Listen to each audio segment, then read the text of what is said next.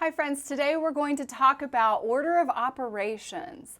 Order of operations is really important throughout all of mathematics because it gives us a system that we are bound to evaluate things by. It also gives you a way to win Facebook arguments with your friends because the math questions that show up of like, what's the right answer? It's always order of operations. So here we go.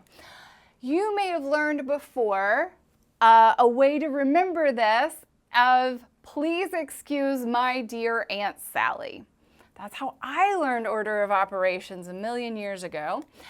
And it gives us a way to remember this. So I've written down the first letter of each word in please excuse my dear Aunt Sally.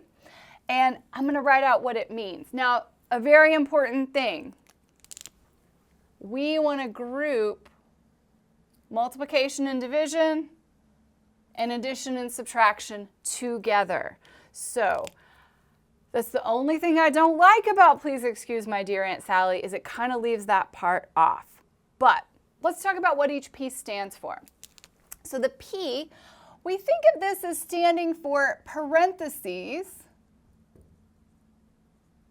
but really it's any grouping symbol. So this could be literally parentheses, it could be square brackets, it could be the inside of a square root, and it could also be a division bar. Anything that groups falls in that parentheses. So I like to think of these as like predictable parentheses, but these are sneaky parentheses, okay, because they are grouping symbols, but they're not quite as obvious. The second one is exponents.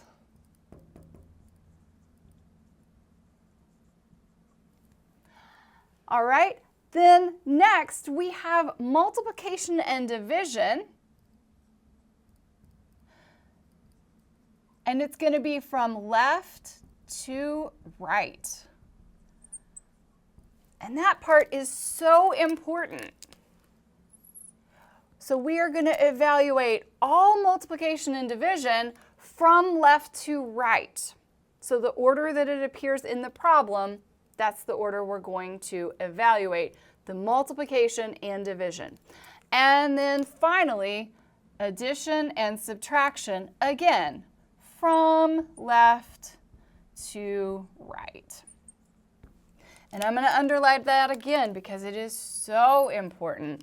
We're going to evaluate all addition and subtraction left to right as it appears in the problem. All right, let's look at some examples. So I'm going to start with one.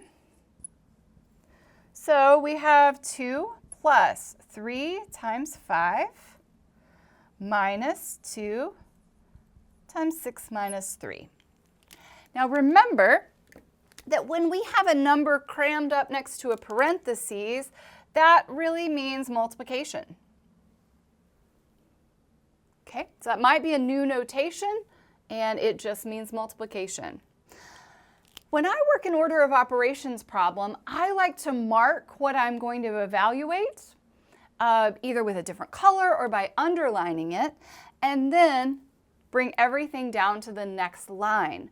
So using my please excuse my dear Aunt Sally, the first thing I want to evaluate is parentheses.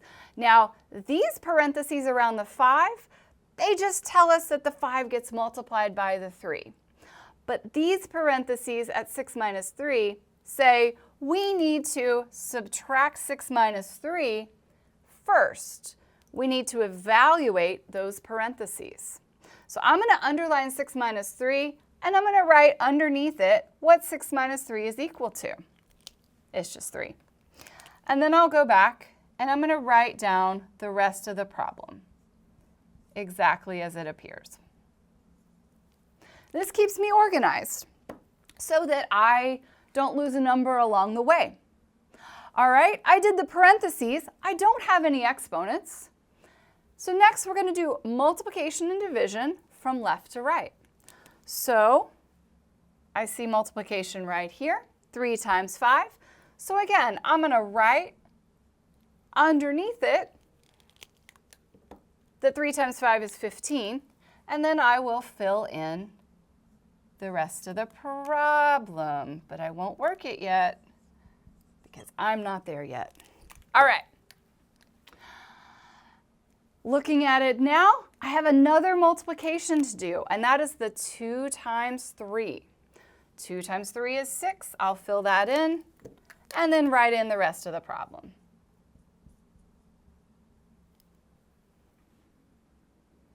All I have left is addition and subtraction, and we're going to do that from left to right. So I'll take that 2 plus 15. I'll do that first. 2 plus 15 is 17.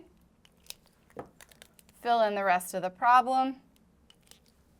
And then finally, 17 minus 6 is just 11. So my answer would be 11. Now, staying organized is super important on these. And you can see how it did take me several lines to work the problem, but as long as I stay organized, I'm able to get the right answer. Let's look at another one that's a little bit more complex. All right, let's see.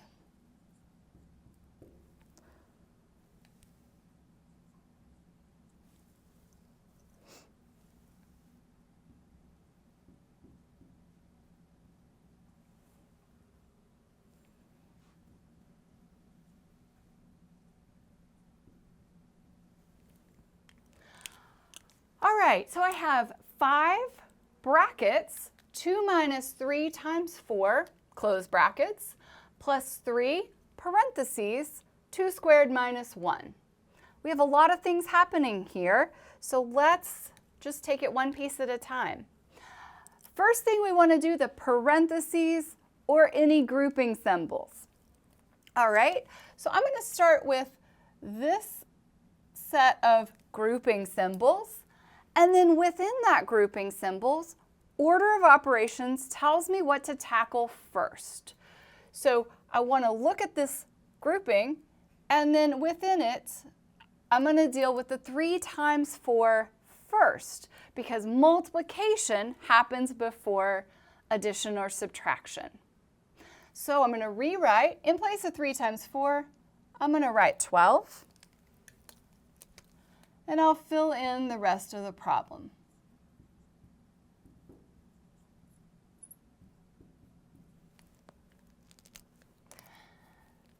Let's finish out that grouping symbol. So 2 minus 12 is negative 10. That gets multiplied by 5. And then plus 3 times parentheses, 2 squared minus 1. All right, let's deal with that other set of parentheses. So inside that grouping symbol, we want to ask ourselves what comes first, an exponent or subtraction? And of course, the exponent's going to happen first. So I'll mark that within the parentheses to be done next. So 2 squared is just 4. And then let's fill in the rest of the problem.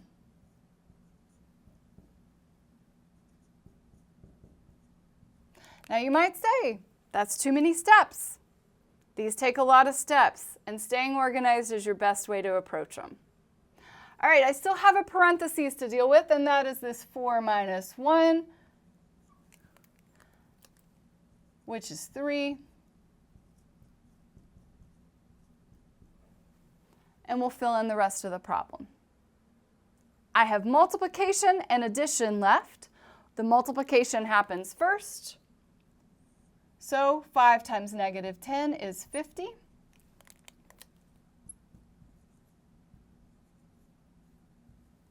So I have negative 50 plus 3 times 3.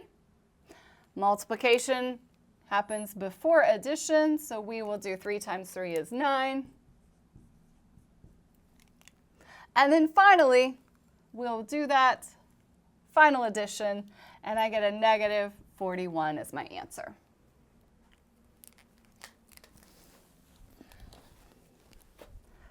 Okay, let's look at least one more of these. like to do one with a fraction in it. And I'd like to do one, well, I want to do two with fractions. So let's see. Here I'm going to have 1/2 5 plus 3 squared minus 2 times 1 plus 3 times 4. All right, so parentheses first.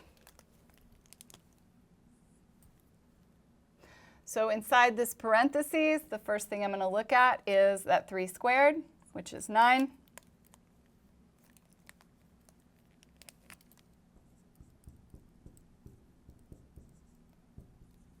And I think it's okay at this point to say, we'll go ahead and deal with this other parentheses while we're here. Multiplication happens first. That's a 12. Okay, I think it's okay to do 2 on one line. Now, we want to evaluate both sets of parentheses. So 5 plus 9 and 1 plus 12. So I'll be left with 1/2 of 14 minus 2 times 13. So multiplication is going to happen next. 1/2 times 14 over 1, that's going to be 7. So I have 7 minus 2 times 13. Next, we'll evaluate 2 times 13, which is 26. And then finally, that subtraction, 7 minus 26 is just negative 19. And of course, all of these things you can use your calculator to do as long as you know what comes first in order. All right, let's look at one more. And it has one of those sneaky grouping symbols. So go right up here. I have 3 minus 4 times, and then I have a fraction. So 12 minus 4 squared over 3, and that whole thing is going to get squared. Don't panic. We're just going to use our rules and evaluate this step by step. All right, so let's notice, let me get a different color here. Notice that I have these parentheses that are a grouping symbol. And I have a second grouping symbol, and that is this division bar. So that means that I'm going to have to do everything in the numerator before I can divide it by 3. Okay, so first thing I want to do is the innermost grouping, and that would be this 12 minus 4 squared. And the first thing there is dealing with that exponent. So 4 squared is 16. So I have 12 minus 16 over 3 squared. I'm going to fill in the rest of the problem. Remember that this grouping symbol still needs to be evaluated first. So 12 minus 16 would be negative 4.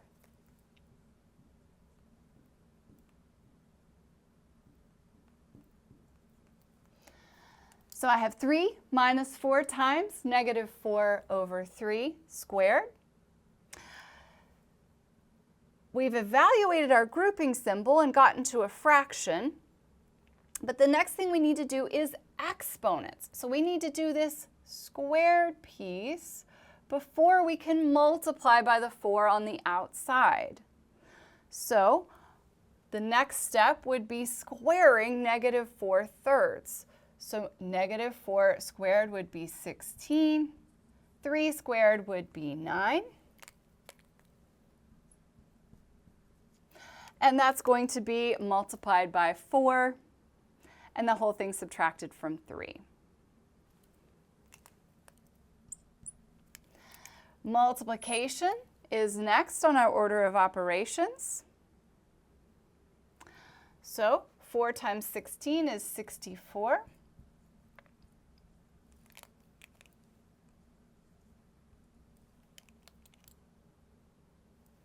So we would have 3 minus 64 over 9. We would need to get a common denominator to do this subtraction. So I'm going to just do that over here. If I have 3 over 1 is something over 9. 1 times 9 gives me 9. 3 times 9 gives me 27. I'm going to rewrite this subtraction problem with a common denominator. So 27 over 9 minus 64 over 9 is going to give me negative 37 over 9, which, not a cute answer, but it is an answer. So even when these problems get complicated, as long as you follow your order of operations, you'll be okay.